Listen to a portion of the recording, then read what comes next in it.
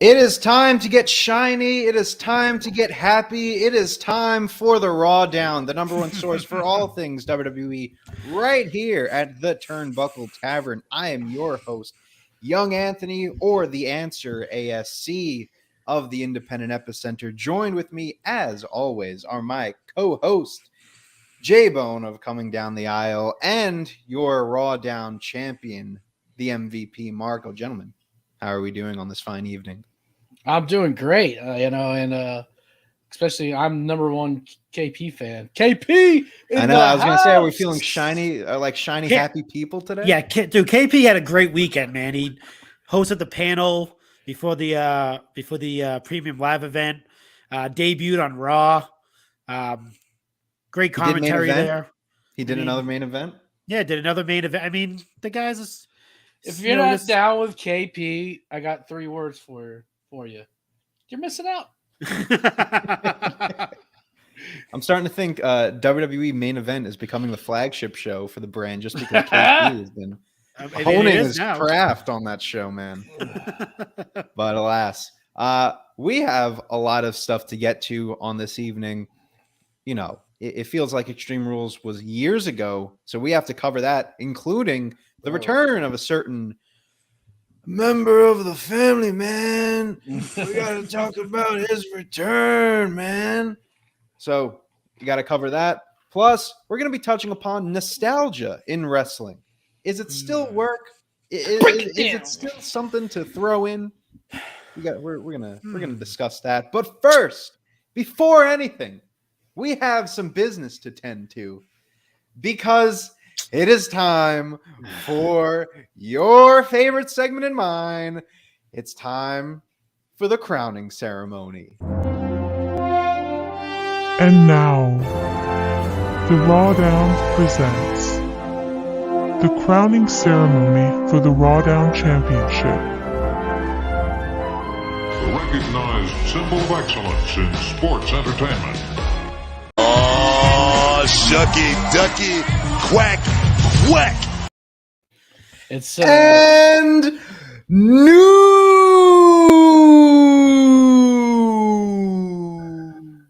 A technicality. I can hit mute. Should I do that? Yeah, I think you should. Rawdown predictions. Mute his ass. Boom. Of the world. It's Young Anthony. First of all, it was not off of a technicality. I bodied everyone in the hold on. You didn't body everybody. I bodied you all. It was a 3-way tie. Yeah. Up until the end there. 3-way tie. Yeah, well, of course, you know. That's not body. As far as the barely... quality of the picks is where I bodied you all. Because I guess this is a seamless transition into our first segment. Here's everyone at the end of last week's episode. You know, is Bray Wyatt going to come back? Nah, I think he'll be on a video. Give me a break. Bray Wyatt. First of all, after the we never said he was going to be on a video. Yeah, you said Marco, I'm pretty sure, was the one that was like, oh, maybe he'll make an appearance on a video. He might not be there in person. Yeah, I mean, that's not like a crazy thing to think of. It is a crazy thing. You're telling me you are going to build up to Bray Wyatt right at Extreme Rules, and you're gonna and Triple H is gonna be like, here, let me here's the thing, we're gonna put him on a video. I mean, you were praying to the wrestling gods that he showed up on Extreme Rules. Of course, I was trying. You to did win not the think he was showing up. Clearly, you two weren't trying to win the championship. I didn't think he was showing up, like in person. Your head wasn't in the game. Yeah. Your head wasn't in the game. You know what? I'll flat out admit it. I didn't think he was showing up. I can admit that. Well, but if you thought I don't believe you thinking, yeah, he's definitely going to show up. You were like groveling. You were in front of your TV biting your nails. Yeah. You're like this. You're sweating. No. I was sweating the way that they did it, and that's where we can get into this because we'll talk about Extreme Rules in a little bit, but we get into the fight pit. Of course, Matt Riddle wins. Marco has some thoughts on that. Save your thoughts. Get into the fight pit. Matt Riddle wins. Daniel Cormier is holding up Matt Riddle's hand, and we get the little signature at the bottom, how they end off every pay-per-view. And then the signature goes away, and then the lights cut out. And then all of a sudden, everyone's phone, the flashlights pop up. You're thinking something's going down. And then, of course, Michael Cole. Are we still on the air? I thought it was perfect. I thought it was great. I thought that was a great call. Michael Cole, people aren't giving him his well due, but hey. He's still Michael Cole. I mean, he's probably he's not even in top 10. He's been doing pretty well. He's still not in top 10 announcers. All right, damn. That's another conversation for another day. Yeah. And then all of a sudden, what do we hear over the loudspeaker? He's got the whole world. I can't get my voice that low, but that's because you're Young Anthony. Well, that's why they call me Young Anthony. That's very true. We get here. He's got the whole world in his hands, blaring over the loudspeaker, and then all of a sudden, we start seeing zoom-ins on the crowd. Right. And in these zoom-ins are characters from the Firefly Funhouse. We start off with Huskus the Pig. Then we go to Mercy the Buzzard. Then we go to the Ramblin' Rabbit. And it was supposed to be Abby the Witch, but it didn't really look like her. I think it was more of Sister Abigail or something like that. I mean, Abby the Witch kind of looked like Sister Abigail with like the veil and stuff like that. But yeah, I guess so. And then we get the Burnt Fiend mask on the announce table, which was a nice little detail. And then we get the Fiend in the crowd. And that's when everyone pops, because everyone knows, like, at that point, like, we're definitely getting Bray in some capacity. I mean, if the fucking pig and the rabbit weren't enough of a sell for you. So I thought the pig was Bastion Booger for a second. The pig. Heenan, I pick Booger anytime. Oh, Heenan's great. Well, then we get a fade to a door that's been all of a sudden magically appeared onto the ramp, the door with a light kind of peeking out from the closed door. And then we see on the big screen, we're inside of the Firefly Funhouse, and it's all dusty and cobwebs are all over the place, and it's worn down, and it doesn't look good. And then we get a static on a little TV, and a creepy mask shows up, keeps asking, "Who killed the world, man? Who killed the world, man? You did, man." And then we cut back to the door, and the door opens. The door opens. And who walks out of the door but a man with a lantern with a mask on? Crowd's chanting, "Holy shit, holy shit." Everyone knows what's about to happen. He pulls off the mask. He pulls off the mask, and it is none other.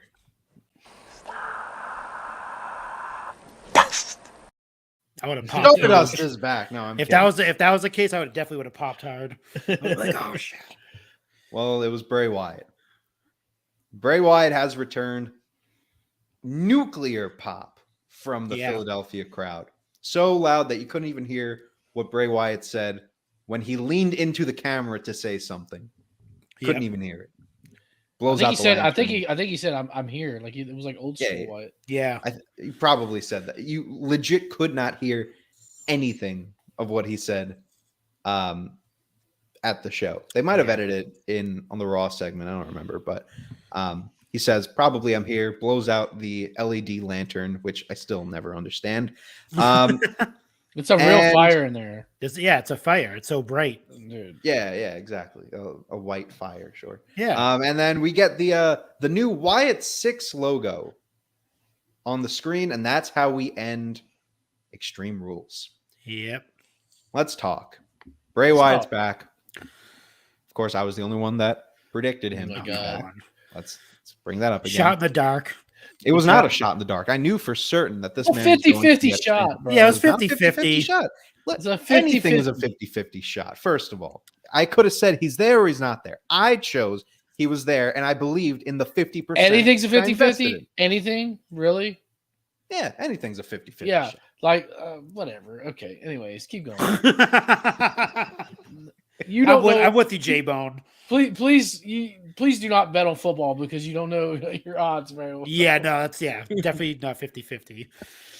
Well, thankfully, I'm not interested in betting in football, but I am interested in Bray Wyatt coming back. Yeah, this is something I've been waiting on for a while.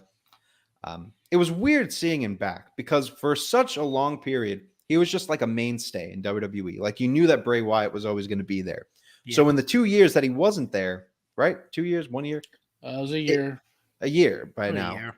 It was weird just not seeing him. But now that he is back, it's weird that he's back. So I don't know how to feel about all this. I'm excited.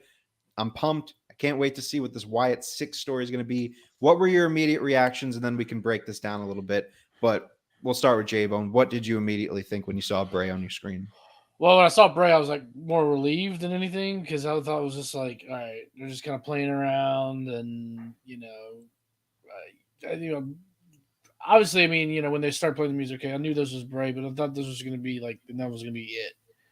That's kind of what I thought, and then I was relieved. I was happy. I mean, part of me kind of wishes they took it out a little bit further, the story. I mean, I've taken it and I've talked about it a little bit.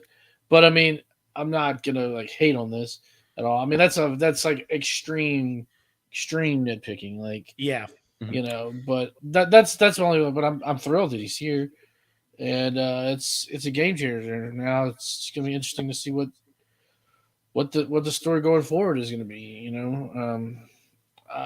I guess we could maybe talk about it right now. I was a little disappointed they didn't do any follow up on Raw. I know he's supposed to be.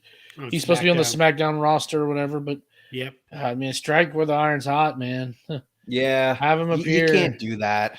Like, I understand that they want to, save it a little bit, but I would say not majority, but a good amount of that Brooklyn crowd, me included, came to Raw because Bray showed up on SmackDown. That's when I decided I was getting the ticket.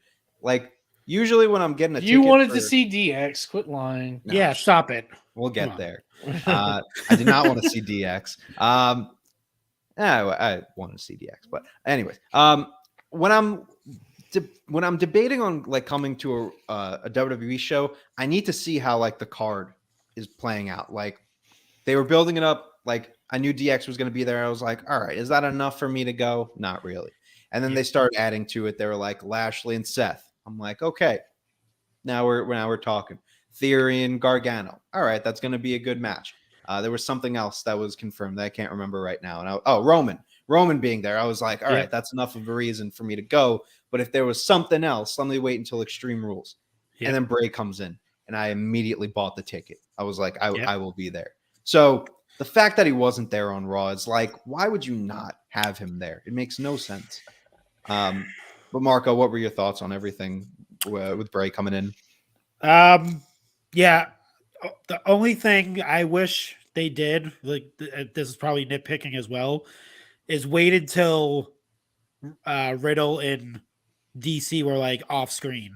Like when the lights went out, they they were doing the hand raise thing, and they had the logo at the bottom, and they were ending the show, whatever. But when the lights went out, Riddle reacted to it, it was not. I mean, like I said, it's extreme nitpicking, but it kind of took the moment away. It should have been the way they should have played it out was you end the show they're completely gone. When the lights go out, Riddle and DC are already behind the curtain. You don't see them at all. Obviously, they're not focusing on the ring at all. They're focusing on that entranceway. They could have waited until they left.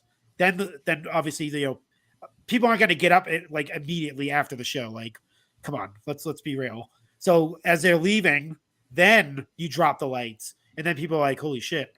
and then proceed. But that was like the only. I heard people were leaving at that point. That's what I mean. Like, so like I like the fact that they played it till like the show was over, but they could have went a little bit further. It was only a few more seconds. It was like they were already at that entranceway. Why not let them just disappear to the back and then continue on?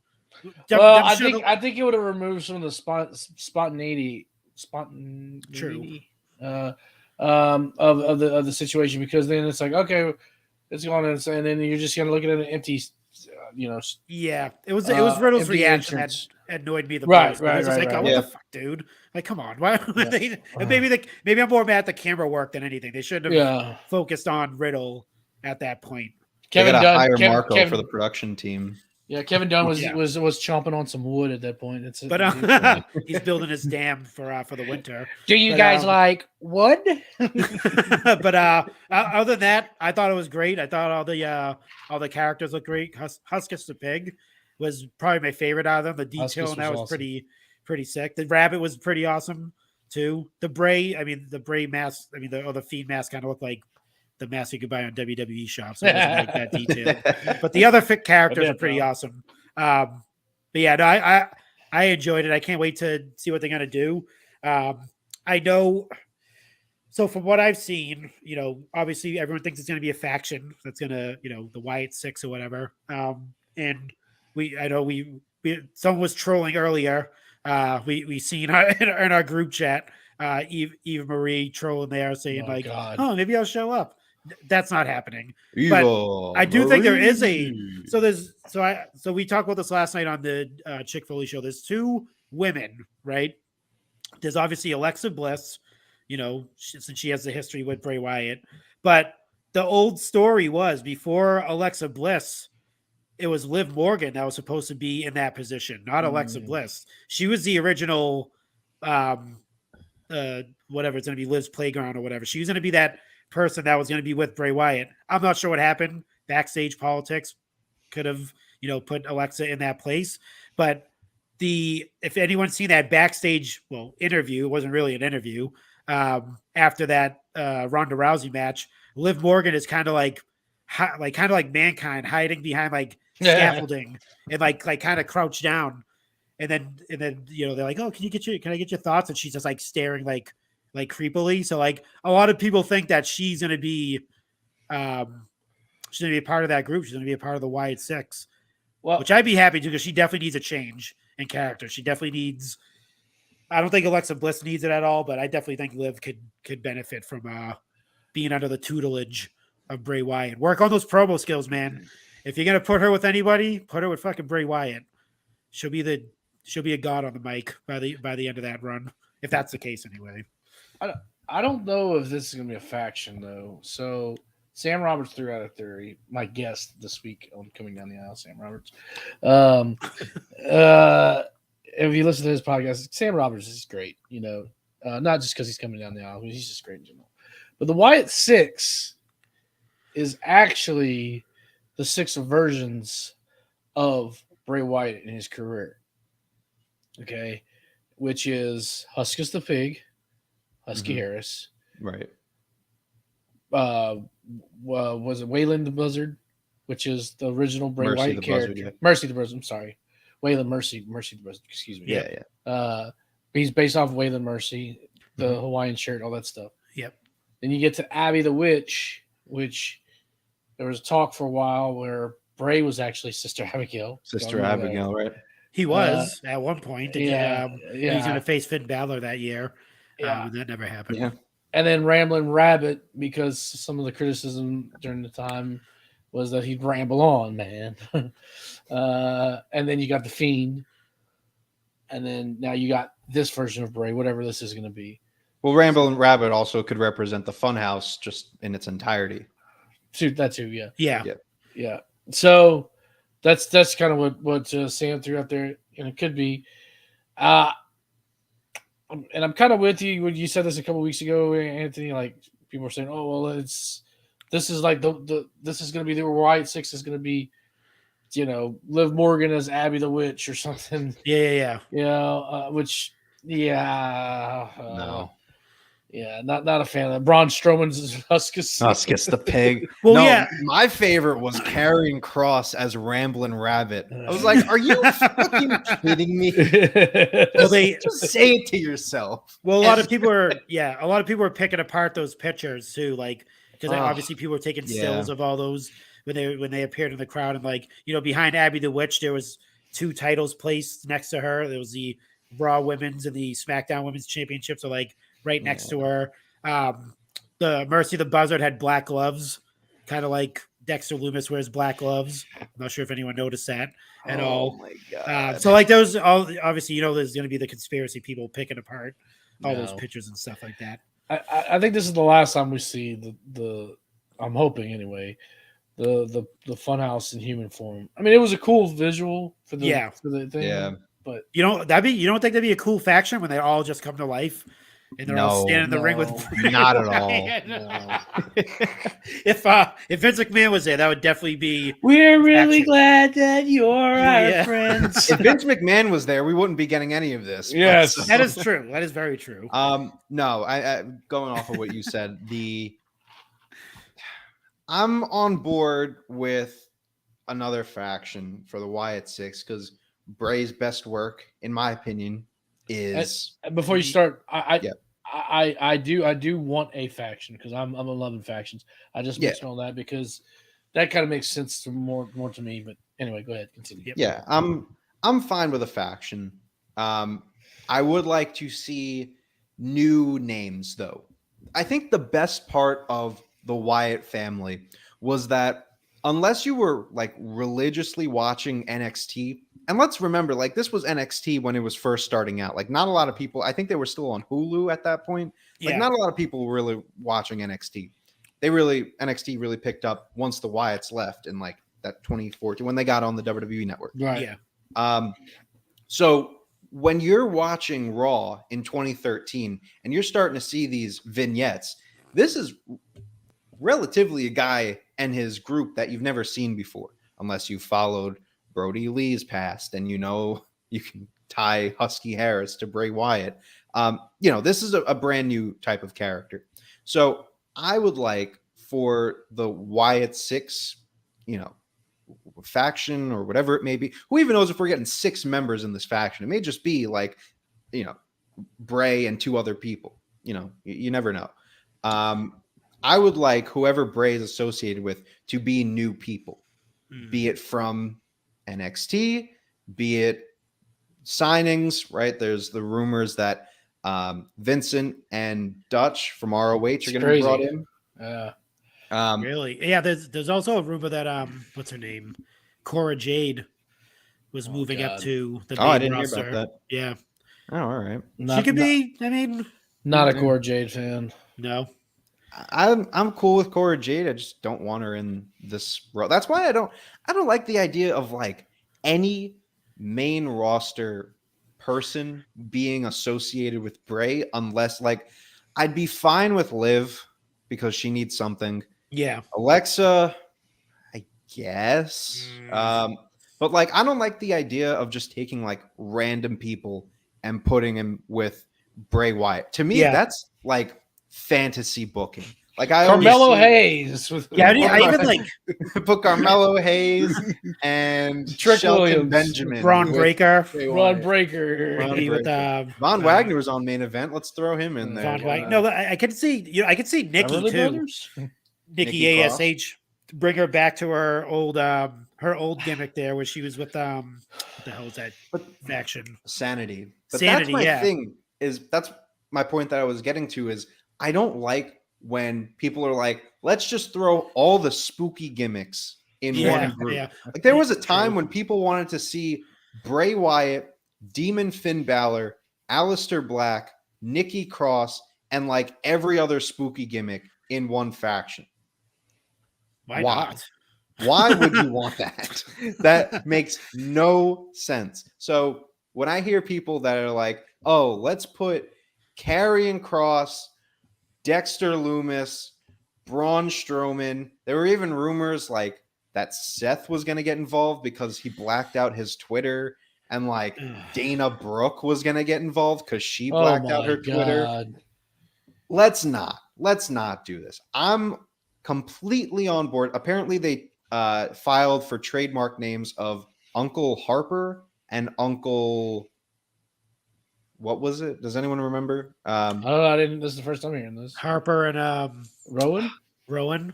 No, it wasn't Rowan. It was some weird name like Uncle Happy, something like that. I got to look it up now. Uncle Harper, huh? Well, I would imagine Uncle Harper is for Brody Lee. Keep the name alive in the Wyatt. And I'm cool with that family. Yeah. So Uncle Howdy is the other name. Uncle Howdy. Wow. Uncle Howdy. So this isn't confirmed that it's going to be with Bray, but you kind of figure Wyatt family, Uncle Harper. You kind of throw in all the names, but Uncle Howdy to me doesn't make a lot of sense. But I'm sure it'll tie in. Hillbilly Jim's making a comeback. Hillbilly Jim, Legends House season 2. Maybe it's the Godwins. Maybe the Godwins are making a return and joining Bray Wyatt. I don't want Elmer in there. Let's throw in everyone. You know what? I don't want to go off on a fork in the road essentially, or on a side tangent type of thing. But you brought something up with like around 2014 when Bray Wyatt came over into the main roster and stayed with the gimmick.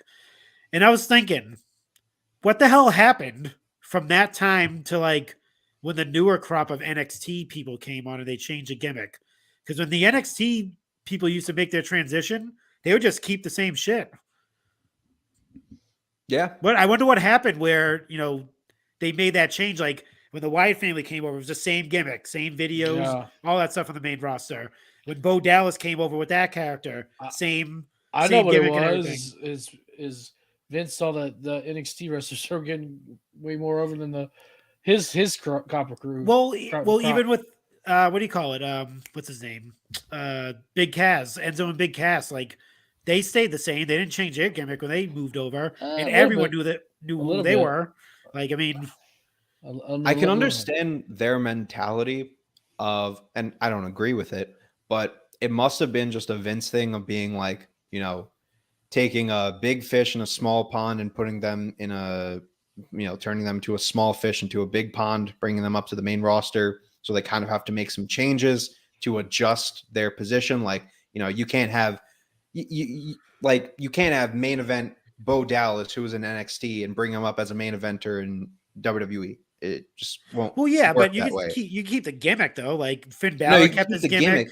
But I understand to a point making tweaks to fit, like, taking someone who was a main event star in NXT and bringing him back down to a mid-card status for the main roster. That's easy. Just put him in a mid-card storyline. You don't have to change their character and gimmick. I was just that you just actually that kind of like sparked something. I was like, why that change? Like that was like those weren't like, I mean, you obviously can make those adjustments with like the main roster run, but you don't have to like overhaul the whole character.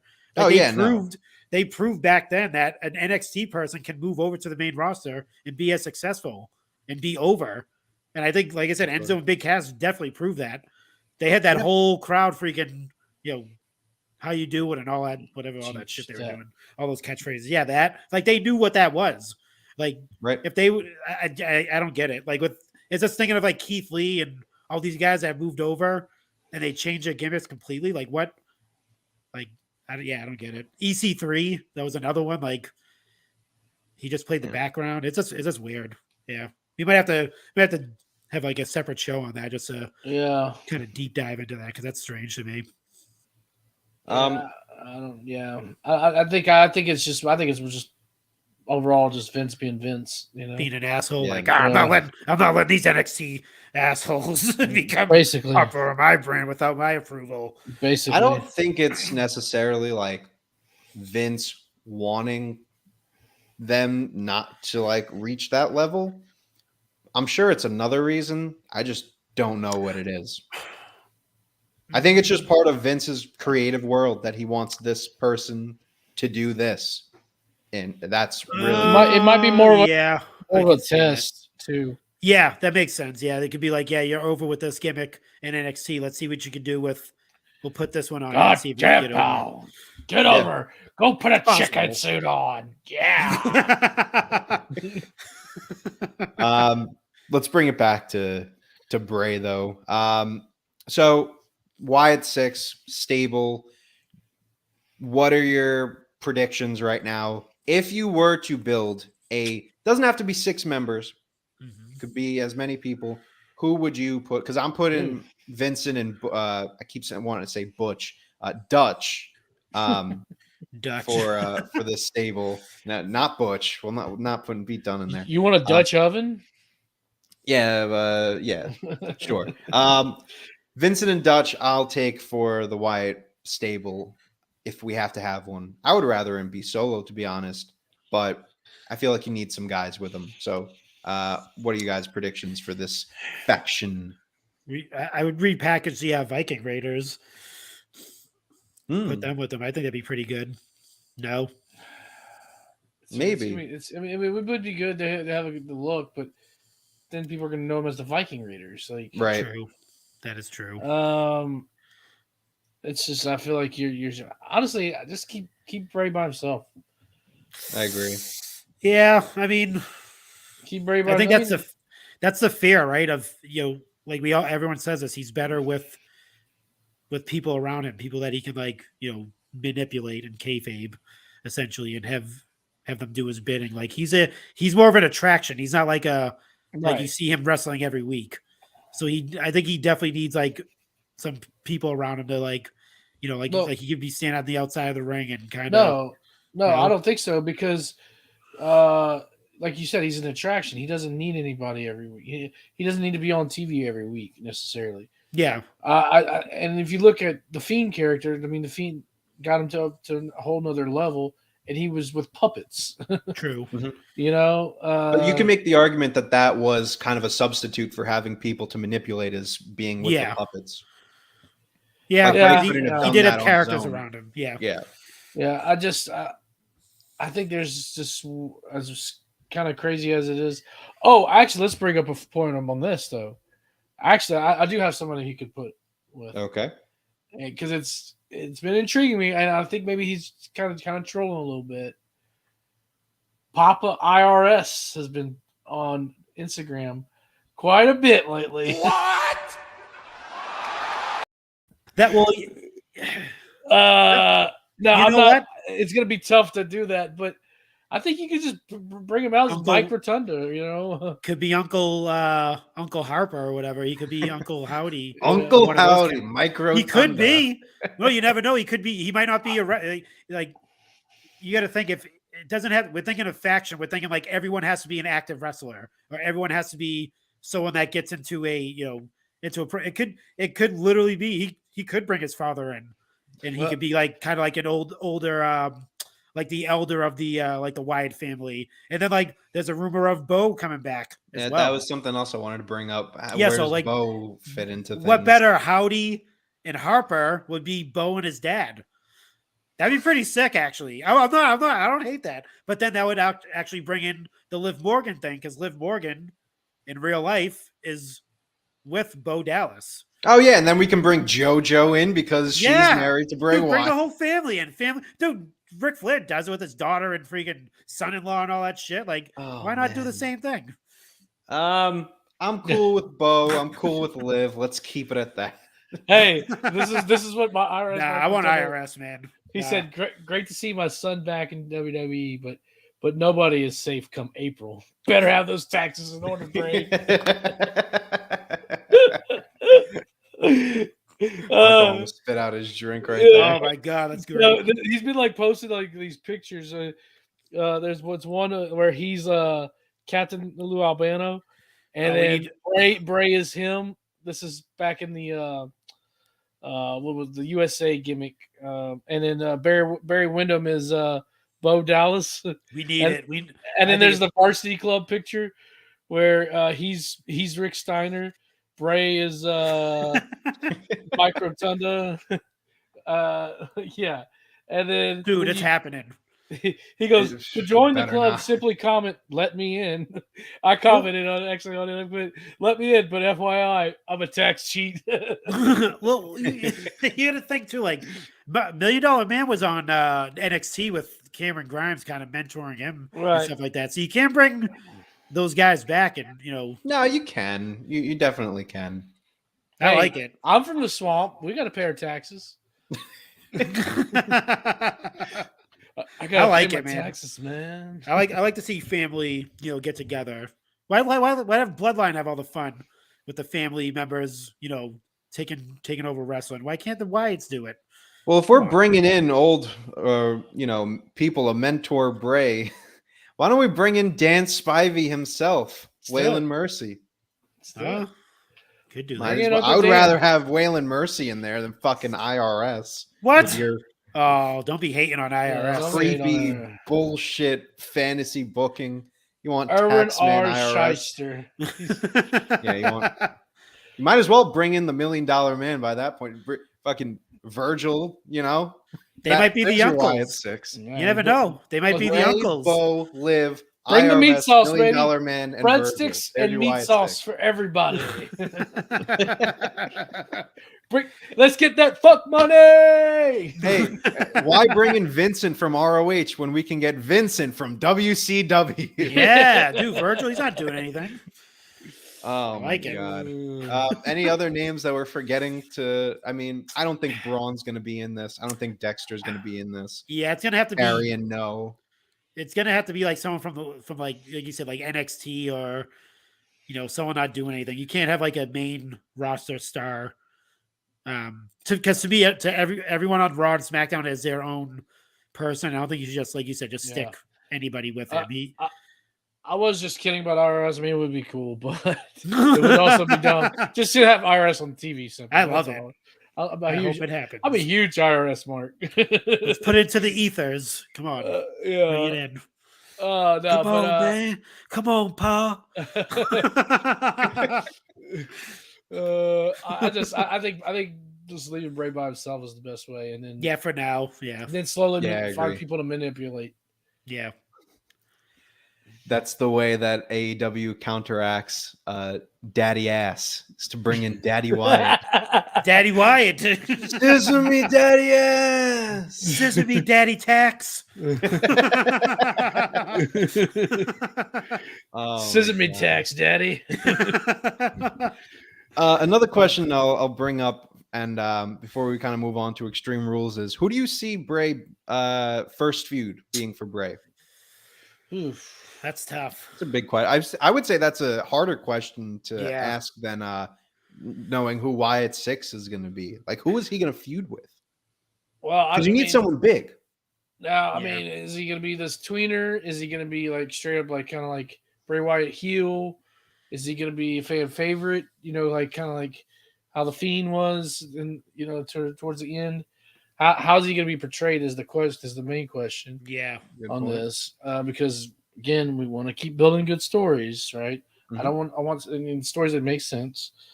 If he's going to be a heel, I think Riddle's a good choice. Okay. Yeah. If he's going to be a face or even a tweener,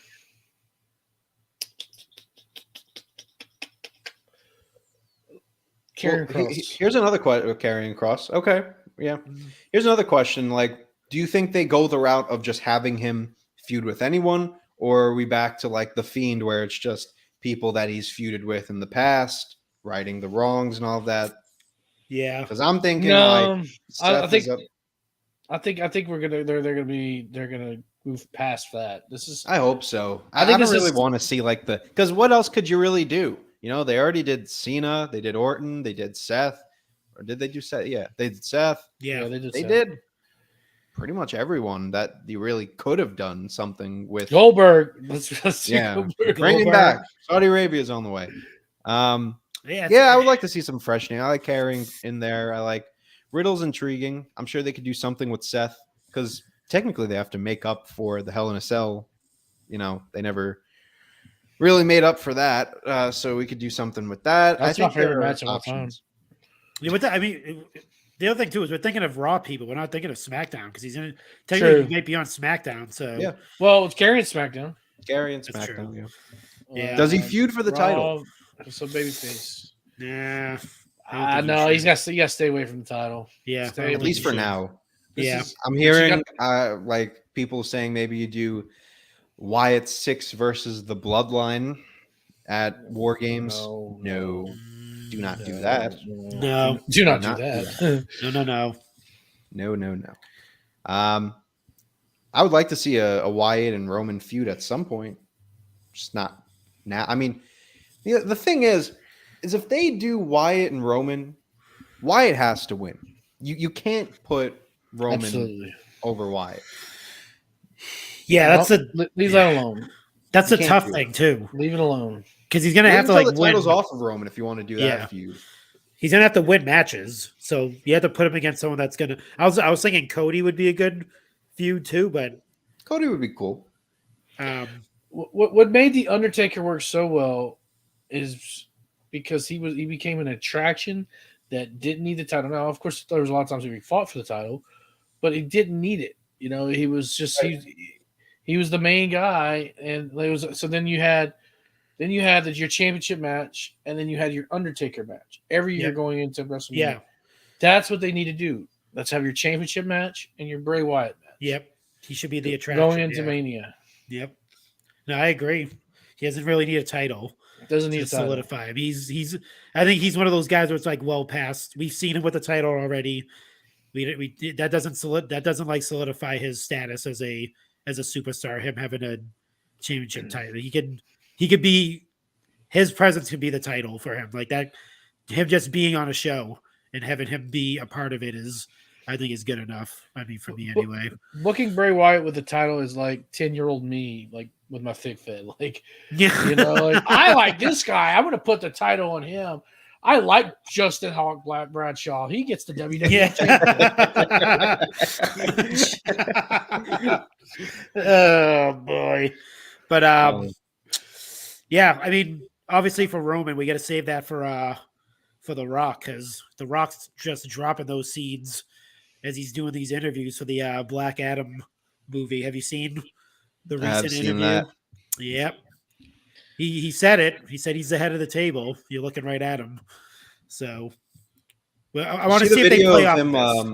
this. See the video of they were doing something for that movie, and someone crowd surfed their baby. Yes, yeah, I seen that to The Rock's arms. Yes, yeah. The Rock carried this baby like he was like Jesus. Yeah, you see the baby just like going through the crowd. They're just you just see The Rock's arms just grab the baby. He's just like, there's a tweet that says, like before you watch the video, the tweet says, "You'll never know, like you'll never guess what the end of this video is," and it's just like a long crowd surf, and then you just see The Rock grab this baby. Rock's massive arms because he's wearing like a shirtless vest thing. You just see his freaking arms just grab this baby. But yeah, I mean, it seems like they're, it seems like they're dropping those seeds, man. I don't know. I mean, he's doing the work himself on his side. And these interviewers, which here's the weird thing: these interviewers are bringing this up, like that have nothing to do with wrestling. They're not wrestling. They're doing the work on their side. The Rock is just playing along with it. Yeah, like they're like the only one was Chris Van Vliet. He's like the one that asked him if he acknowledges a tribal chief. But then there was this random chick, like that had nothing to do with wrestling, that brought up Roman Reigns, and that's when she was like, "Oh, do you?" She was like, "Do you know who the head of the table is?" And he was like, "Yeah, you're looking right into his eyes right now," or some shit like that. And then she was like, "Oh, you're confirming you're gonna be?" And he's like, "No, I'm confirming I'm gonna get a text from Roman right now after he sees this video." But I'm wondering if they're gonna address it. Like he's gonna be like, "You want to go on your little interview tour? You want to say you're the head of the table? That's my interview. that's my chair. You're speaking to my cousin. He wants to go on his little press run while I'm in here smashing people." That's my Chris Van Vliet. That interview you did with Chris Van Vliet, that's my interview with Chris Van Vliet. You gonna keep my name out your mouth. That's what you're gonna do. You're gonna keep my name out your mouth. That's what's gonna happen. I guarantee it's gonna happen. During Thanksgiving, I'm the head of the kids table. It's my first year. I'm gonna be head of the kids table. I'm pretty excited. Oh, all right. Well, we've talked moving on. Moving on. We've talked Next. enough about Bray. Let's go on to the show that he returned at. It was Extreme so Rules. extreme. it was super So extreme. So rules. Man. So let's talk a little bit about it. And you know what? We'll start with some positives because let's get into a nice little where is it? Here it is.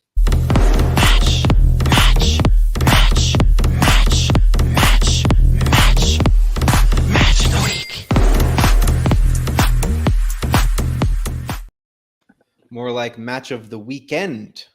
What was your favorite match from Extreme Rules? J-Bo, I want to go first because this might shock you, everybody. My match of the week. I know what it is. Edge. Yeah. Wow. Yep. Wow. I'm just gonna. I need someone to step up. I'll just cut it and say that was my favorite match of the show as well. A lot of obviously people are gonna go Donnie Brooke match and that Edge and Finn Balor was definitely the match of the night for me. It's the old fashioned Donnie Brooke. The old fashioned Donnie Brooke match. That was my match of the week. I fucking love that match. It was good, but I still hate Judgment Day.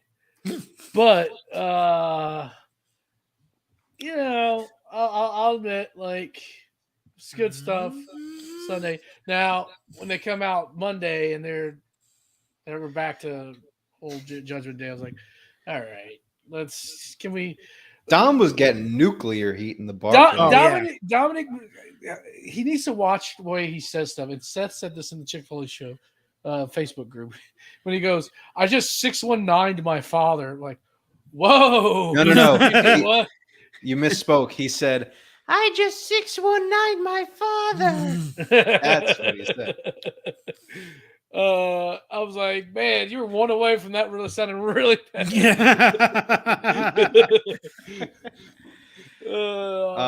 Yeah. So but it was a great match, great story. Yeah, you guys know I love some story. You know, some good story. That's what I'm gonna go with. I like the Donnie Brooke match as my match of the week. I thought that was everything it needed to be, everything it was expected to be too. It was just it allowed for, Sheamus to get a win, which, we've been kind of waiting on because Imperium's been taking all those wins, which rightfully so. We're probably not going to go in detail about it, but the IC title match, SmackDown before Extreme Rules, it was a good match with a controversial finish, which I liked. I thought it was good. The whole tap out thing. But yeah, Donnie, they got a little extreme with the barrels and the, fighting on the outside. I think it was just a really good opener. So that was my match of the night. But Marco, you have some stuff that you wanted to say about a certain match. So why don't you take the floor on this one? Yeah, let's hear this shit. Well, yeah. So, oh man.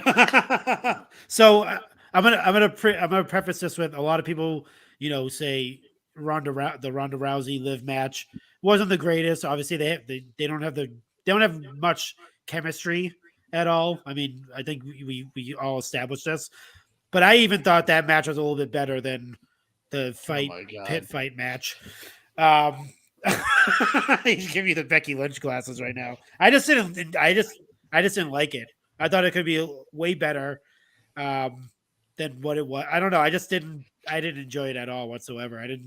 Maybe they didn't need the gimmick of the fight pit, and maybe the presentation that it was in NXT was completely different than they had it on this show. Maybe that's what it was. It kind of took me out of it, but it seemed like it was kind of rushed too. I'm not sure because of the Bray Wyatt thing, but it just didn't. it wasn't as good as their match at Clash at the Castle. I'll say that much. I think it failed in comparison to that match, and that's what I was looking for, like an equal match to that or better, and I didn't get either one. I didn't get an equal or better. Well, I agree with you at some point, but do you really think that Ronda and Liv match was better?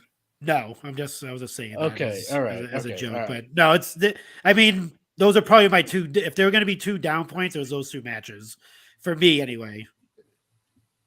Okay, all right. Well, I think if you consider that, for most people, it was a different style of match. It's meant to be more of a down and dirty kind of UFC style fight. That's what I anticipated. I mean, I thought it was a good match, to be honest with you. Yeah. I mean, there was a point where Seth Rollins was just walking around on the top of the pandering to the crowd. It was, I don't know. I don't know. It just seemed weird to me. That was it like a 5-star classic? No, if I was to actually rate it, I'd probably say 3 stars or something. Maybe 2, even 2 3/4 stars. But I mean, I don't think it was like a horrible match. To any degree, I don't know. That's just my opinion. I didn't think it was a bad match. I didn't like it either. Like as much as the other matches. I guess I'm comparing, that match to everything else that was on the card. And I'm also comparing it to the Clash of the Castle match. Yeah, it was fine. I thought it had some good. I thought the high spots were good, like Riddle doing the jump off the cage. When they were fighting on the top of the cage, that's when I was most invested in the match. So I think the ending also was kind of like out of left field, but I guess that's kind of ties into the stipulation of the match. Like, the fight pit made it more legit with that submission. So I get it. It was okay. I mean, the other fight pit matches are way better too. Like, go watch those NXT fight pit matches. They were. Riddle. They were 10 times better than this match. Well, one thing this was missing desperately, it was and I know they're not going to do it, but you got to have blood. Well, for sure. I mean, I'm not sure the absence of blood just for me it's just that probably wouldn't have helped it. It probably would have helped a little bit for me anyway, but I can see more with the aesthetics, I do like that Seth came out like with his ribs taped up the next day. So that was pretty cool. Right. The other thing too is like not like the gear. Like I thought he was gonna come out mocking Riddle, like dressed as like a UFC fighter or some shit like that, or come out mocking DC dressed as a UFC fighter. He came out as Rob Van Dam. Well, if you know anything about Seth's history, that is his favorite wrestler. Yeah, I know, but just the aesthetics of the match, like, oh, this is an MMA. I'm supposed to be in a real fight, but he dresses like he's gonna dress as like kind of mocking the UFC type of thing. I think that was kind of like a missed opportunity in that sense. But, did you want him to wear swim shorts like they do in yeah, UFC? Of course. I want him to actually come out dressed as Riddle, like barefoot with the Riddle, swimmies? Like something like to just mock him. You want to wear your swimmies? Yeah, of course, dude. Like I think Marco just has a foot fetish, and he wanted to see Seth without any shoes on. That's the other thing. It's a pit fight. If they're going for like a MMA feel, they don't wear shoes or anything like that. And I don't know. It's like I said, it's take them to Penny City, baby. Yeah. Missed opportunities. Triple H, you get a D- on that match. Sorry. Whoa. That's D-. No, we'll go C. How about C? All right, I can live with C. I'll take a C. Yeah. All right, Triple H, do your homework. Papa H. Scissor me, Papa H. Listen to the show and take some notes. Papa H. Oh, you can't use that anymore. That's under copyright. So. Oh yeah. Well, all the times that we say that on the Turnbuckle Tavern, now we have to pay Smart Mark Sterling. Yep, exactly. So copyrighted. You better hope he's not scanning the YouTubes, looking for people using that because he'll sue your ass. Yeah. Well, he'll get to us faster than the WWE copyrights when someone uses their footage. Or actually, no, AEW is even worse with that. The second they see someone using their footage, get out, get the fuck out. Tony Khan looks at all the YouTube videos of all the hardworking content creators, and he goes, that video of that AEW match, that's my AEW match. Triple H looks at all the videos. That match of that video of Bray Wyatt's return, that's my Bray Wyatt return. But anyways, anything else from Extreme Rules that we got to cover? I thought Bayley and Bianca was a good match. Yep. Yeah. It was fine. What do you guys think of them continuing Bayley and Bianca's feud? They continue that on Raw. I'm here for it. I mean, it's not. I mean, that's WWE booking, which is fine. I mean, I do like the idea of like go to the back of the line, kind of thing. Kind of like what AEW does to some degree. They haven't recently, but anyway. But it's been a good feud too at the same time, so I'm okay with it. Do you think them continuing Bayley and Bianca is an indication that we might see Bayley getting the title? Yes, because I think we'll see that crown jewel. Yep. Yeah, I think so. Oh. And the inevitable return of Charlotte too. That's definitely happening. They played like a little vignette of her on the Extreme Rules show. So Charlotte with Andrade. That's a possibility too as well. You know. We'll probably talk about this too. We've seen the return of Zelina Vega with Legado de Fantasma. So actually, we can get into that now. Santos Escobar, Legado de Fantasma, now with Zelina Vega on SmackDown. Another faction added into the mix of things. Plus, let's tag on another faction that was reunited this past Monday. DX? No. California!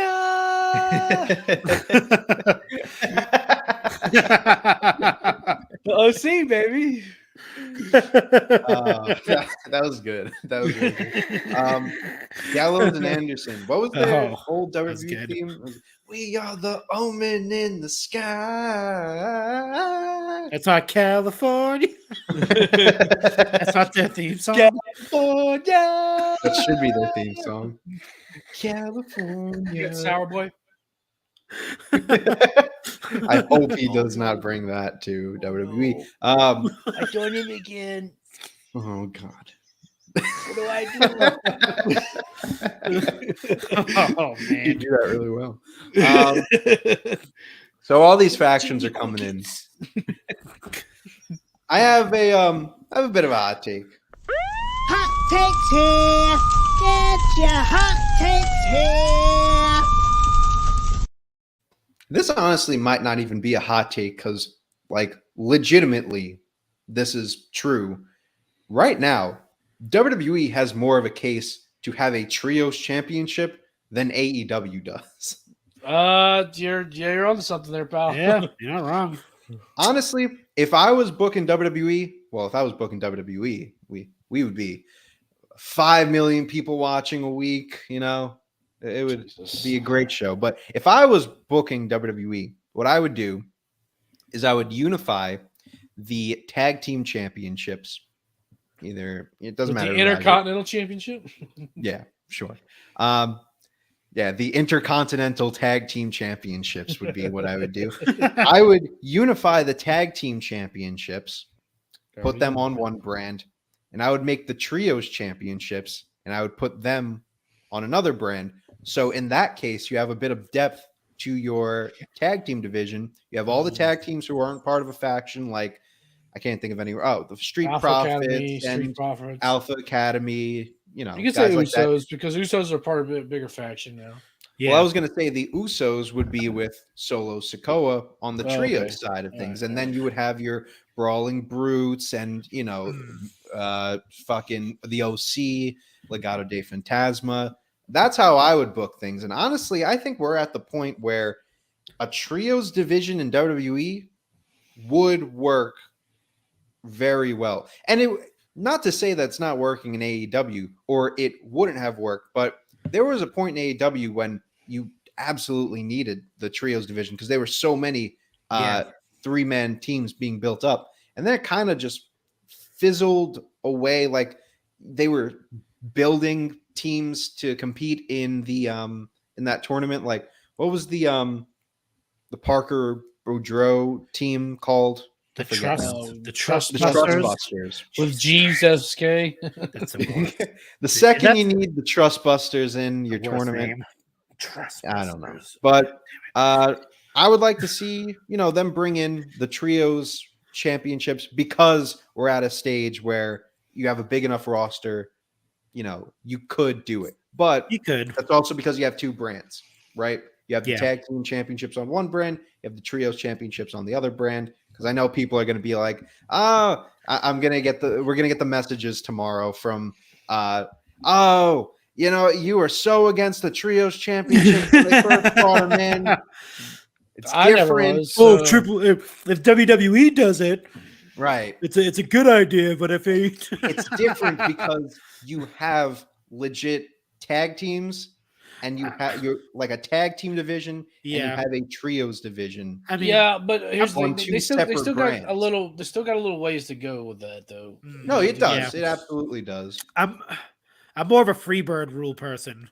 Just bring the Freebird rule back, and you can have those 3-man teams. Yeah, let's get Demolition back in. Yeah. And they can defend the tag titles. Like we could put Demolition in the tag team division, not the trios division, because that would mean we have to bring Crush in for the trios division. Why not? Hey, don't you disparage the good goddamn name of Crush? Why you hating on Crush, man? Yeah, what did Crush and Demolition is. Show me on your body where did Crush touch you and hurt you at? I'm waiting for Adam Bomb to make his. Was it right here? I want Adam Bomb back, dude. Go to Crush, baby. Yes. Let's get some 3 Mile Island. Where is he? We need him back. Grodic. But all right. That was my hot take. I mean, what are your thoughts on just the OC and Legado coming in? I mean, did you right now? Actually, hold on. Let's ask J-Bone. Let's rate the debuts. Oh, sure, yeah. How did you rate their debuts? I mean, better than Johnny Gargano. I mean, the OC got a huge pop, man. That crowd went nuts when they showed up. So that was pretty awesome. Huge pop. I mean, our Chad talking on the flash would be like, "Oh yeah, we'll never go back to WWE," because never say never. Vince was in charge. Vince is the one that let him go, and so yeah, they had a shower. Oh no. Give me quick. They had a sour taste in their mouth.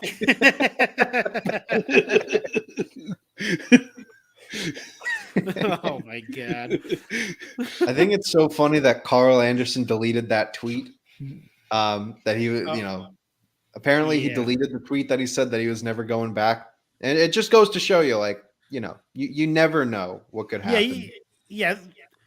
The big look at Warrior. Warrior came back at some point. I mean, and he was like everyone said he was the worst to work with, and he came back to the company, and obviously he came back and got inducted and stuff. But I mean, he died. Yeah, I think the interesting thing is like what everyone's been pointing out is they're still active members of New Japan. Both of those guys, like Carl Anderson is the never open weight champion. This is a good thing to bring up. So, are we seeing a WWE New Japan? There's some type of deal going on if he's actively on the WWE roster and he's still the champion. He didn't drop the title before he went, which is what you normally would do or how things would be previously. But I don't know, man. I think I'm not sure if it's gonna be a working relationship, but it's a step in the right direction in that sense. Which is, I mean, they did work with New Japan back in the day, like in the early, late 80s, early 90s. Inoki. Yeah, they used to have those like crossover shows with what do you call it? Is it AJW? All Japan. Yeah, All Japan. They had New Japan. AJPW. Yeah, it was like a whole like crossover thing that they used to do. So there was earlier back in the day, they did have that relationship, but yeah. I mean, I wouldn't hate it. I mean, I'm not looking at a Forbidden Door pay-per-view happening at any point, but it could be cool. It's fine. Like, yeah. This is something that I would rather see AEW and New Japan continue their collaboration, because I feel like it works for them, because New Japan and AEW they just fit together. Man. But here's the thing though. But like we want like Forbidden Door. We want Forbidden Door stuff. But then like what you want it only with AEW? No, that's a good point. I mean, if I'm booking a Forbidden Door show, everyone has to be involved. Yeah. But I don't know. I feel like we're talking about when AEW and New Japan first, started their collaboration, and you got the first announcement that Forbidden Door was happening, and you get all these dream matches, and the show was great, given the circumstances that they had to work under. I don't know where along that line, if there's a partnership with WWE now and New Japan, that they go from AEW and they move to the WWE. I don't get that. I still think there's a lot of dream matches on the table. Oh yeah, for AEW though, not more than WWE. Man, but a lot of people want to see like Okada show up and face like a John Cena or like one of their like the bigger stars there. Like I want to see an Okada WrestleMania entrance personally. I want to see how much they like that would look like, and like for sure. They could do like a WrestleMania Kingdom, like combine both shows, Wrestle Kingdom and WrestleMania, do like a 4-night wrestling event. Toyota Truck on Thursday, Friday, Saturday, and Sunday, dude. Half the week, just all wrestling, just dream matches. Let's have a gun show while we're at it. Knife gun show. But the other thing too is like, what happens with like the Moxleys and those guys that have like kind of contracts with New Japan? How did that, like, if a WWE partnership does happen with New Japan, like what does that look like? Does Moxley go, fuck that, I don't want to be with New Japan anymore because they're doing business with WWE, who I hate? Does he do that? I don't know. I don't know if he hates him necessarily. I mean, but he's not going to do business while they're doing business with WWE. Yeah. I mean, that's it is what it is, Yeah, there's a lot of weird things that could happen. Who knows? I saw in the group chat that it was kind of like the thought was that's why AEW announced that partnership with Pro Wrestling Noah, was maybe to counteract that. I'm still not buying WWE and New Japan being together at all. Yeah. Like, I agree. Yeah. It's a retweet. I get it. But that's what we said about Impact and WWE in January. And where have we gone with that? Yeah. I know it's a different regime now. Yes. But like we were fantasy booking fucking Impact. We were fantasy booking Moose coming into the Royal Rumble. Yeah. Y'all were. We were. And here we are in October, and we haven't sniffed another Impact Wrestling show since then, as it pertains to WWE. That's right. So you got to take these with a grain of salt. It always happens. I mean, there were rumors that New Japan and WWE were going to partner, years ago, very recently, that we were going to see that, and then nothing came about it. Yeah, that's when Tony said he's the best con in wrestling. Yeah, and I think too that the difference in this is obviously the regime change, and that the time that what we're talking about is Mickie James when she showed up at the Royal Rumble, which was just like a one-shot deal. This is totally opposite. Like I'm assuming Carl Anderson, they signed a contract to be active members of the company, not just like they just did a run-in and that's it. You're never going to see him again. He's still a New Japan like guy holding a title with that company. So I think this is completely different. I don't know.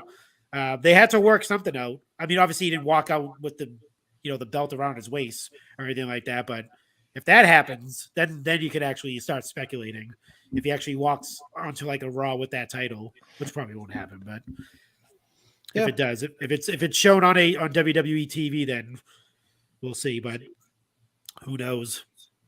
I'm excited. Yeah, I'm intrigued in a partnership with New Japan and WWE.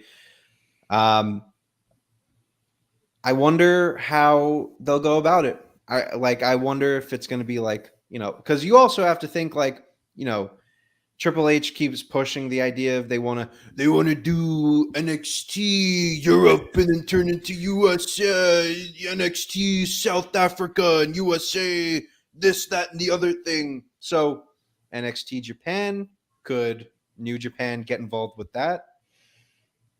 That I wouldn't really care about, to be honest with. Like if you tell me WWE and New Japan is partnering up to do some sort of collaboration, I'm immediately thinking, oh, okay, cool. Okada versus Roman Reigns. Fucking Seth Rollins versus Will Ospreay. If you tell me Okada versus Fufu Shwashwa.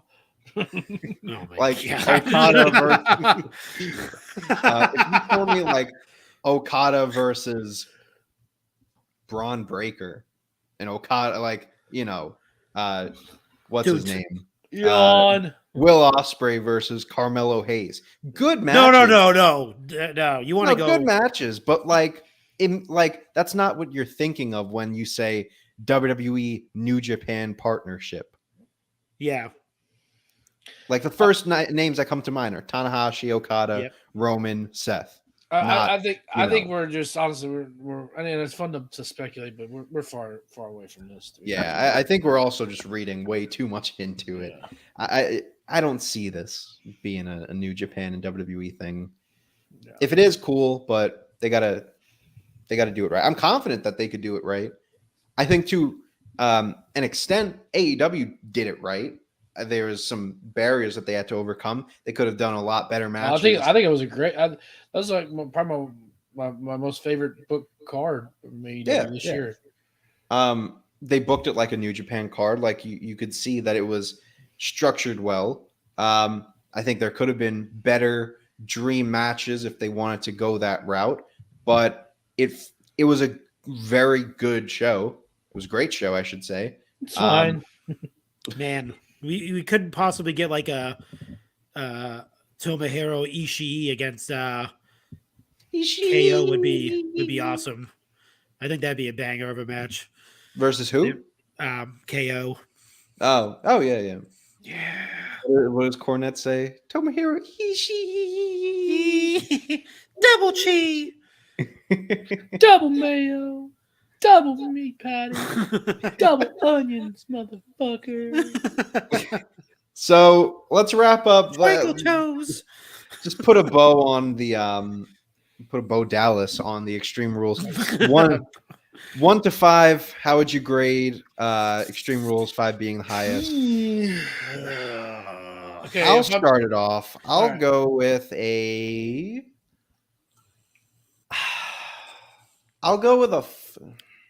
3.5 to a 4.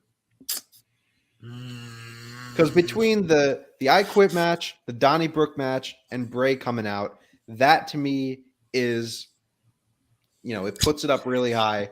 But then you add in the Strat match, and the Fight Pit was meh, and the SmackDown Women's Title match was not good. So that's where I kind of settle in at that 3.5 territory. If you include Bray's return, I'm going to give. Well, you have to. It's part of the show. Okay, well then 3.25 stars. I'm going to solid 3 for me. Ooh, just a 3. All right, I see that. Well, let's wrap up tonight's show, or at whatever time you're listening to us. And I guess this is fitting. Let's name this segment with a little bit of this. Down south slanging, rolling with these hustlers, trying to get rid of all you haters and you busters. Down south slanging, rolling with these hustlers, trying to get rid of all you haters and busters. I mean, they own the damn thing. We might as well call it. God. We got the slime, the green slime too. So, J-Bone, you wanted to bring up this kind of topic to discuss. So let me start off by saying I was at Raw this past Monday, and you went because of DX. You love that 2006. Love me some DX. Oh, I will say, ready? Are you ready? It was a cool visual because I started watching wrestling in 2009, and that's when DX came back, and it wasn't like in hindsight, it wasn't a good DX run, right? With Hornswoggle and all that. For me, it was a great DX run. I love the Little People's Court, but the what I got from seeing DX on Monday was I always love seeing like little throwbacks to like when I started watching and looking at the crowd with the DX glow sticks. That to me was like that was a cool little like throwback for me. It was like that was the first time in a long time that I saw a crowd like. Of course, the glow sticks aren't cool. Like, you know, it's not cool DX. I know, I get it. But like for me, you have to think of it like someone who grew up and I only saw crowds that were lit up with like the DX glow sticks. Yep. So being in a crowd with those glow sticks again, I even took a picture of the crowd because I thought it was cool. It was a nice little nostalgia moment for me. But regardless, I was at Raw. I was there for Bray Wyatt. And, you know, show goes on. We get a little video Bray Wyatt, but we don't get Bray Wyatt. We get Bobby Lashley and Seth. We get all these matches. Brock Lesnar comes out, which we didn't even talk about. We'll probably get Brock and Bobby. That's another thing. Yeah. Yep. Crown Jewel. Let me mention this. We get there. But let me mention this real quick. This past edition of the Raw was the worst one of Papa H. I think so. Yeah. It was not good because it came in with so much hype. They had they did a great job with like promoting it.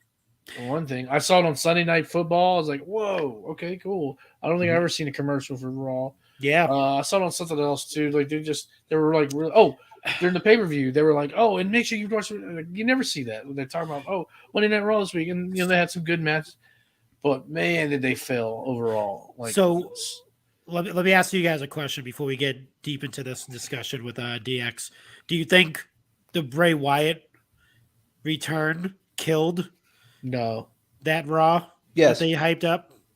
Yep. No, I wouldn't say necessarily killed it. I think it killed it. I mean, it was a part of it. Yes, it was a part of it. I think.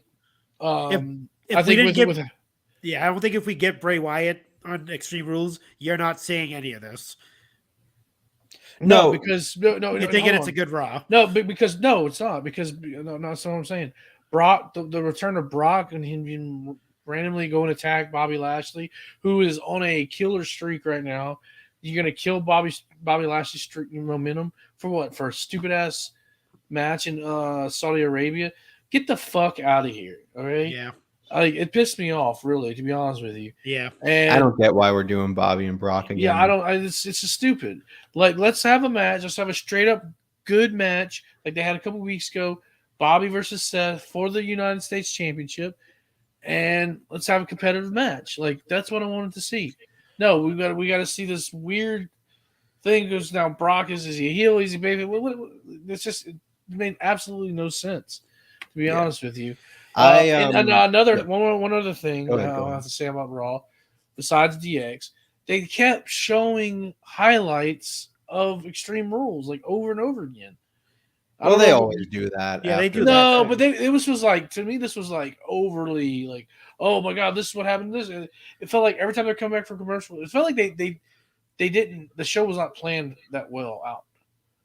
That's what. No, they always do that. That much? I feel like there was like 3 segments where they were just showing clips of what happened.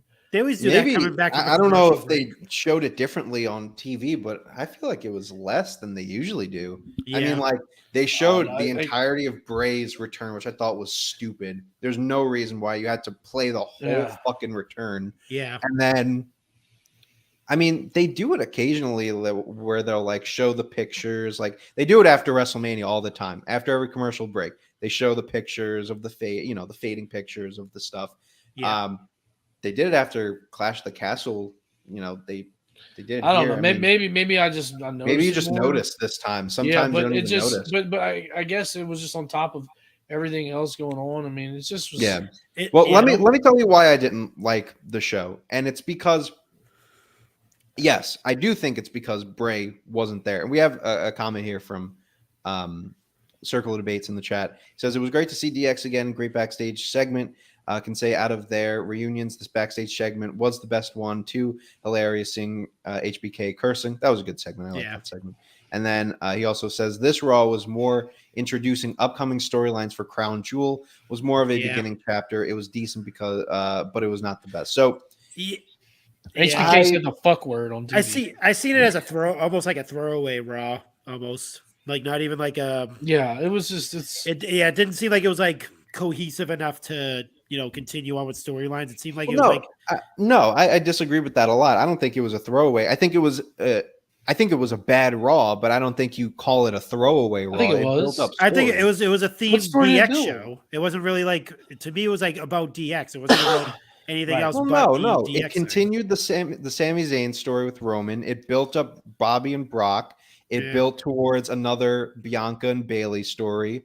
It's not a throwaway Raw because it was a bad Raw. You can build a Bobby and Brock all you want, but was it good? It wasn't good. Yeah, I didn't say it was a bad Raw. That doesn't mean it's throwaway. Yes, throwaway it is like a filler episode in a throwaway is you don't have good stories. That's a throwaway episode. Yeah, I didn't say it was a bad Raw. I didn't think it was bad at all. I just thought it was it wasn't. It was horrible. It was like like I said, it was more of a themed Raw than anything. It was like I said, it was like a DX. They were showing DX videos and all that stuff coming back from commercial. It was like it wasn't. It didn't seem like it was focused on the storylines that were happening. Go ahead, hit. We'll do it. Give me a hot take button right here. Oh boy. Oh wait, let me get it. Give me a hot take. Hot takes here. Get your hot takes here. DX. A little overrated, to be honest with you, in my opinion. They are a top 10 faction. Yeah, but they're a little overrated. DX legit run, goes fall 97 to WrestleMania 15, and then that's it. Yeah, I don't. I know, Anthony. I know you love the little people court. I know, and I'm disparaging the good name of Hornswoggle, but. Okay. You hate little Judge Judy? Oh God, no! But I think they was, and they're a little overrated. I love the people outside because Shawn Michaels is my favorite wrestler of all time. I love X-Pac, love Triple H, love Outlaws, right? But I think they're just a tad bit overrated, to be honest with you. And because they come out going into what I want to talk about, with this nostalgia act. Yeah, nobody needed to see this, and if they're going to keep kind of doing this kind of stuff, we got the 30th anniversary coming up. You got this at some point, just move the fuck on. I'll save my thoughts on DX, historical DX, because it'll start a whole nother debate for another day. But say it. Say it. All right. Hot takes here. Get your hot takes here. From what I've seen on Classic Match Classroom, cheap plug, and that was the build towards Shawn and Brett Survivor Series 97. Oh boy. That time period of DX sucked. Oh my God. Oh my God. You are out of your the beginning stages mind. of DX sucked. Sorry. China, like the original iteration, you're saying? I love Shawn Michaels. Yeah. Let me explain. I love Shawn Michaels. He's one of my favorites of all time. His run from 2002 on, perfect. Saved his career. Well, not saved it, but enhanced his career. The moment the barbershop happened up until, I don't know, but a few years after that, when the Heartbreak Kid first started out, yep. Great. Watched a lot of it for Classic Match Classroom. Loved all of it. But when he starts acting like a degenerate, yeah, I guess. When he starts acting like that, and when Triple H is just like, his buddy, like, oh yeah, Shawn, yeah, whatever, Shawn. It's not good. It was not good. I haven't seen enough of DX with Billy Gunn, Road Dogg to really say, but I feel like I would prefer that just because it was because Was Shawn the leader of DX in that beginning period? Yes. Yeah. Yes. So maybe Triple H being the leader. But you got to understand. You got to understand why it was even found and started to begin with, because that's Shawn Michaels. That's the Shawn Michaels that you got. Like no, backstage. That was the legit Shawn Michaels. That's legit Shawn Michaels. That was real. And so what does Brett do? Brett says, "You're nothing but a bunch of degenerates." No, I know. I've seen this segment. Yeah. Right. So I mean, that's why. Yeah, he wasn't acting. That was actually that's not part. That's him. and Shawn was a heel. That wasn't boyhood Shawn. No, I know. But yeah, now knowing that, now what do you say? No, and here's my rebuttal. I'm a 20-year-old in 2022. Yeah. So when I look at something from 97 that is supposed to be cool, that's where it's hard to debate about this because I see something that's supposed to be cool and I look at it and I'm like, this is fucking stupid. Like you really go back and you look at it from a young person's perspective and it's what are we doing here? Is it cringy to watch? Like it's like okay. Well, if you talk about that, I can see your point. Yeah, but you got to take it in as part of the story, like in the stuff that they were doing with the nation in that time period. That was. I mean, nowadays, yes. That's why I said that it needs to be that specific time. Ms. Ark Henry, aka Finn Balor. Yeah, when DX started to Survivor Series 97, because that's all I really saw from like that era. Oh, okay. That sucked because I saw, Oh, well, you talk about the nation. You're not talking about. All right, so you're talking about the nation. I'm still stuff because before. the nation happened during the. Oh yeah, that was Shawn. actually. So I got a taste of that. I got a taste of Shawn and Brett. It's from what I saw. I'm pretty sure I gave it an F. That build. Yeah, if I remember correctly, I'm not sure if it's going to be on Peacock. Probably not. If I remember correctly, there was. You know what I'm talking about, right, J-Bone? Do you remember something? It was before.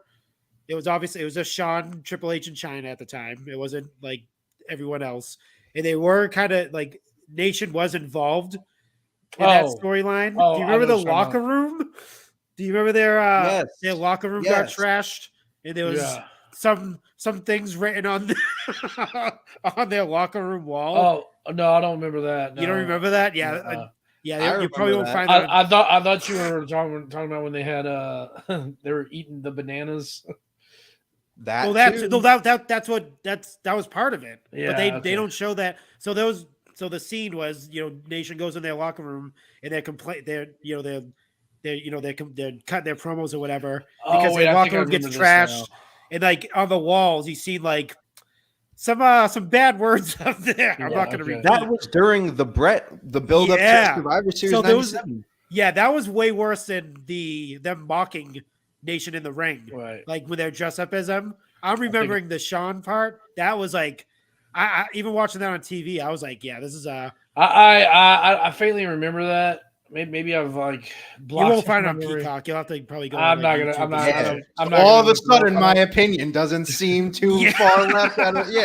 Well, I mean, honestly, not today's climate anyway. Okay, but if you take DX in a vacuum, just how they were built, it was good stuff. Now, that kind of stuff. Okay, I get that, but and from your point of view, I see what you're saying.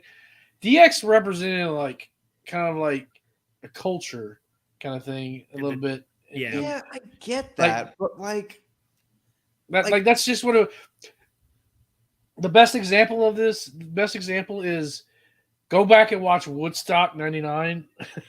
That documentary on Netflix. Yeah, that's DX. Okay, that's DX.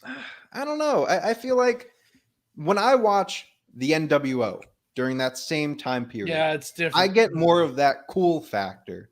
Well, because they're as hell. Whatever DX was doing. Yeah. But if they compare I just relate to it more. Maybe NWO NWO has just aged better. It was going along the few generations. It was more wrestling centric. It was more wrestling centric versus DX was wrestling centric, but more antics, more it also took degenerate. It took like what was happening out in the world and brought it into wrestling. Yeah, they're doing like pranks and shit, and they were just acting goofy. Where NWO is more of like a solid, like cool faction. Like Nash was also like he was cool. Right. Obviously, Scott Hall was like he's still cool, the coolest fucking dude ever. So like, yeah, I could see that they weren't like being when they when Scott Hall would do the spooky fingers. It wasn't Shawn Michaels would do it, but he looked like an asshole doing it. Right, exactly. This is what I exactly mean, and I think this ties into our topic really well. And it's just that does nostalgia still hold up? No, because you're talking about I was going to approach this from an entirely different point of view, and I'll get to that in a minute. But you're talking about bringing DX out to an audience who, for the most part, well, I shouldn't say. I was going to say for the most part didn't grow up with them, but yeah, everyone grew up with DX. They even said who was here when we first started 25 years ago, and everyone cheered. So yes, there's still an audience for them, but you're exposing your audience in 2022 to a group that is 25 years old up until that point. Right. So, and a controversial group at that rate. That's why I think, if anything, although you guys don't like it, the 2006-2009 run, oh God, if anything, it helped for WWE to bring DX back and do these things, because if it was just based off of their 90s run, I don't think we would see as much DX throwback nostalgia as we see nowadays. Yeah. And if you notice, they don't really show a lot of that early DX stuff when they do like the retrospective. They don't show you have Road Dogg throwing glow sticks out, and you see Shawn Michaels with Road Dogg and Billy Gunn and all of them. Like, they were never together. You know what I mean? Like, you're only able to do that because you were able to salvage it with the PG era. Yeah, like I've noticed on social media they'll show the other DX stuff, like not like the really bad stuff, but like they'll show like the early Triple H China stuff, like on like Instagram and Twitter and stuff like that, because you can kind of get away with it because it's social media. But on TV, when they present DX, it is a lot of the just Shawn Michaels and Triple H run, that late 2000s run. They really don't show any of the early DX, stuff, which is, like nowadays, like different climate, different times. And you really can't. I was even like, just about the nostalgia piece, like even like, even listening to music that I grew up on and like listened to back in the day, even like take hip hop, for instance, like in the 90s, like if you go back and listen to like old Dr. Dre or old Snoop Dogg stuff, man, the music's great. Like the beats are made, like you can listen to that now. Like Dr. Dre's like a genius when it comes, not to get on a hip hop rant, but like I'm not sure what the hell he was recording back in the night or what he was using, what type of like computer or whatever. But that you listen to that now, that shit sounds as crisp as it did like in the 90s. Like the sound is amazing, first and foremost. But the lyrics was like, I was just listening to something. And I was like, geez, you cannot even. Well, it was like almost cringy. It was just like, you can't even like. But that was music in general. I mean, even on the rock side, Rage Against the Machine. Yeah. Yep. Limp Bizkit, 9 Inch Nails, 9 Inch Nails, Limp Bizkit. Oh man, I love Limp Bizkit. We do it all for the nookie. Come on, the nookie. Stick it up, but like even that, like that whole like just bringing that all back to like now, it's just like even obviously you want the nostalgia piece, you want to remember DX and you want to remember all these like nostalgia acts and stuff, but at the same time, like you're not really doing it justice if you're not showing the full history of DX, right? Well, and they were not. The other thing too is they were never all together like that. Like Shawn Michaels isn't that's what I just said. Yeah, you never saw like Shawn Michaels with Billy Gunn. Yeah, no, that's like the whole thing. They almost were there. So the Outlaws almost joined that original version of DX. Yeah.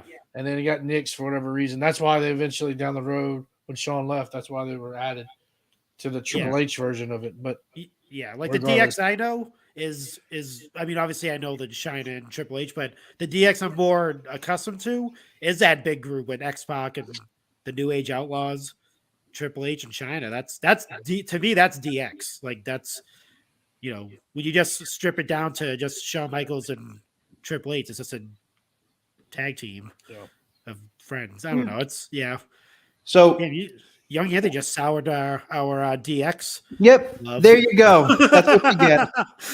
Well, but I don't want to shit on me before I. No, I hate DX. There you go. Thanks, Anthony. No, well, I mean, I already hated them. Like I said, I thought they were overrated, but I think the 97 to 99 version was still the best. But even regardless of all the controversial shit, you know, like I'm talking speaking like in a wrestling sense, but I think I'm tired of these nostalgia acts. Like when are we going to stop with this shit? Yeah. So, especially the 90s, to be honest with you. And this is me as a 90s kid. Like I love 90s wrestling. Like let's move on. Well then, move the fuck on. So let me give you my original kind of way that I was going to attack this from before I went on my DX rant. So I go to the show on Monday, right? Bought the ticket right after Bray came out at Extreme Rules. I'm expecting Bray to be there. And the show happens. Bray's not coming out. They do the little, you know, they show his whole fucking return 5 minutes for no reason. Yep. And then everyone's thinking that that's going to lead into Bray coming out. Bray doesn't come out. It's Bobby. And then they do the Bobby match. And then they do a little like hacking into the feed thing for that little video. They do another QR code and he never comes out. But they end the show with DX. So everyone goes home happy, right? That's where nostalgia fails. Yes. Is when you, for the last 2 months, you have been building up your company on who you have now. And not even just, you know, the people that they're bringing back, like your Garganos and your Strowmans. I've been saying it. Clash of the Castle, only one person that they brought back was involved in a match, Dakota Kai. Extreme Rules, only one person was involved, Karrion Kross. So now, if you are focused on who you have now and you're building, you know, these stars and everything, why would you lead your fans to believe that Bray's going to be on the show, get them all excited about it, go into your main event with Riddle and Sami, have Riddle win, and then have 8 minutes left on the show and just do a DX segment that none of your newer stars get involved in? You know, you don't have anything. I thought that's where Bray was going to come out. I was like, shit, there's nothing else that he could be a part of now. Might as well be here. I'll be down with it. And they go off the air and that's it. That to me is where nostalgia fails. I have no problem seeing, you know, your Ric Flairs and your DXs come back every now and then. I mean, let's be honest. When was the last time that we saw a legit DX reunion on the main Raw? Like I couldn't even tell you when the last time. Probably when they win the Hall of Fame or whatever. No, it was the that's different. Was it like the episode Raw 1000? Then they do was it Raw 1000? I think they were all Raw 1000 was on TV. It might have been then. I don't know. Whatever. Yeah, they might have done something with Triple H and Shawn. I feel like except for obviously China wasn't there, but it was everyone except China. Yes, that was in the ring. So they do. You know, it's been, if you want to say everyone together, it's been over a decade since we saw DX come. So I have no problem with them bringing out DX. My problem is everything else. Like it's almost like, you know, what's that? The Pink Floyd line? You can't have any pudding unless you finish your meat. You can't have your pudding with DX until you give us the meat with Bray Wyatt. Well, and that's what I mean. Like There's like let's move on from the past because you got a great future and you only have so much time with this future, and time's running out. You got to start building. You got to build Bray to this DX level where in 20 years we want to see Bray Wyatt come out. And there's no problem with doing DX. Like I said, like if you want to do an 8-minute segment, sure. Yeah. But don't do it in the last segment. Yep. And I mean, like, honestly, in the grand scheme of things, like it's not a huge deal that they did it. But the fact that you lead people on to think that Bray's going to be on that show and you do the type of segment that they did, which was legitimately just them doing the hits, like the Road Dogg catchphrase and all that, and having it in the last segment, that is where nostalgia fails. I don't mind it, but you got to do it right. I agree. Yeah, it should have been them, and then they main evented with maybe Lashley and Rollins, and then you have that Brock Lesnar thing happen to close out the show. Maybe. Brock Lesnar thing should have never happened. I know, but that's. I mean, yeah, but if you're gonna do it, do it with the I guess DX being the closing. Yeah, like I said, I think for me, I think Bray Wyatt returning on Extreme Rules, I think that soured a lot of stuff because, like you said, everyone's thinking he's gonna show up on Raw. And obviously, that wasn't the case. It was a DX night. Sorry, Bray, you're not bigger than DX. yeah. It's like Shawn Michaels said, if you see this 25 years from now, definitely put an end to it. Yeah. Well, we saw it 25 years already, and we want to put an end to it. But just think, 25 years from now, we'll get a Judgment Day celebration night. So yes, I'll take that any day of the week. 25 years from now, seeing Dom and Rhea. Yeah, man. Wow. No. J-Bone will be there for that when they get inducted to the Hall of Fame. Oh, the Bloodline. They're going to have 25. That's the day I stopped watching wrestling. Is when they do a Judgment Day 25-year anniversary. Or doing anything with them in the Hall of Fame. I don't know. Yeah, I don't think they'll be in the Hall of Fame. But... No. If you ever get Dom in the Hall of Fame, that's the way to do it. What's his name? Mullet.mania, man. He sounds like he's ready for some Dom on the Hall of Fame. Crown him the fucking WWE champion, excuse me. Why not? The Judgment Day will rise. Have him in Roman's reign. See what you did there. Roman's reign. Whatever. All right. With that being said, hey yo, it's time to get out of here and end the show. Let's do a little plug-in for everyone. J-Bone, what do you have going on? Episode 100 of Coming Down the Aisle. 100 straight weeks of this beautiful voice telling you everything you need to know about professional wrestling. This week, we've got the one, the only, not Sam Wrestling, not Sam Roberts, and we're going to be watching Jeff Jarrett versus the Heartbreak Kid from In Your House 2 from I think it's February 95. Nice. So check that out. And Sam's great because we talk fandom from Sam and all that good stuff. And check out. Stay tuned to the YouTube channel. I got Free the Fig coming up. Actually, this guy, the Ultimate Warrior. Oh, you got it in. Nice. Yeah.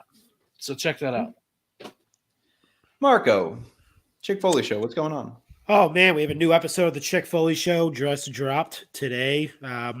Do some recapping of Extreme Rules, getting some figure stuff, and we do some listener mail as well, which is definitely, if you listen to it, it's pretty funny. I'm just going to say coffee. It's a question about coffee, and it kind of goes off the rails. But other than that, recorded a episode of Open Mic this past week with none other than Over the Moonsault, Casey. Nice. So spent it was like oh my God, I think it was like about an hour and 20. The whole episode. It's a long one. She fucking rules. She's so she was really awesome to talk to. So definitely listen to that. We we get into. I mean, if you listen to Open Mic, we pretty much get into everything. So, other than that, I think that's going to drop Sunday. So that'll be a Sunday listen. Sunday. Yeah, other than that, upcoming guest is Extra Cooler. Have him coming up next week. So Nick, I'll be talking to him. And then I have another guest after that. But as always, chickfoley.com. Join the group. It's the greatest place ever. Follow me on Chick Foley Show. Better than Disneyland? I mean, it's as happy as Disneyland. Disneyland sucks. Yeah. Hey, man. I mean, it's up there. It's getting up there. It's pretty close. I'd say it's better. Yeah. I mean, after the Super Bowl, we'll see what happens. We'll see if someone goes, I'm going to join the Chick Foley Facebook page. If that happens, then you know we made it. But no, other than that, follow me on the old Twitter machine at Chick Foley Show. Follow Sheen on Chick Foley on IG. You can follow me at the MVP Marco. And as always, Pod Foundation on IG. Get all your updates, all your news. Follow. You're just gonna get everybody on there. Turnbuckle Tavern, Extra Cooler Show coming down the aisle. All the hits, all the greatest collection of mine since the NWO, as I like to say. So new world. That's it. Also, check me out too this coming Monday. I'll be on the debate with the Hawksters. Ooh, episode 101. Episode 101. That'll be a good one. Yeah, I'll definitely have to get you. I'm about to get you guys on the show. Let's go, baby. Let's go. do it. You got to get J-Bone. Got to get Young Anthony. Got to dig into their past. See what makes them tick. Well, maybe instead of getting Young Anthony, you might want to get the Answer on your show because the Independent Epicenter is coming back with another appearance at Invictus Pro Wrestling this weekend, Sunday, October 16th. United We Fight 2 in collaboration with Test of Strength Wrestling. Main event of the show is going to be Mucho Chris Moljo defending his social media championship against Big Trouble Ben Bishop. Stay on the lookout for both of those guys. They are going to be big. Yep. Huge. Huge. But I've got a bone to pick with the broadcast correspondent, if he even wants to call himself that, Eric Novak. That piece of human garbage. I like him. Kick me out of the fucking interview room. My personal dressing room. I mean, the interview room. You are going to get what is due to you, Eric Novak. If you saw on Twitter today, I've started to do the new wave hashtag I hate Eric Novak. It rolls off the tongue. Please make sure that you attach that to all of your tweets. If you get your tweets monetized, the money goes to me. But I will get in that interview room this Sunday, October 16th. So if you see me in person, make sure to take pictures of me, not with me. And you might see the answer in maybe a blue suit, maybe a gray suit, maybe a black suit, maybe another color suit. You never know what you're going to get with the Answer ASC. But until then, I'll see you there. But with all of that out of the way, I love the Answer ASC. It's a great character. He's kind of a douchebag, if you ask me. Well, we're all kind of our own douchebags in life. Yeah. With that being said, it's time to plug the tavern. Turnbuckletavern.com. The Turnbuckletavern.com, for that matter.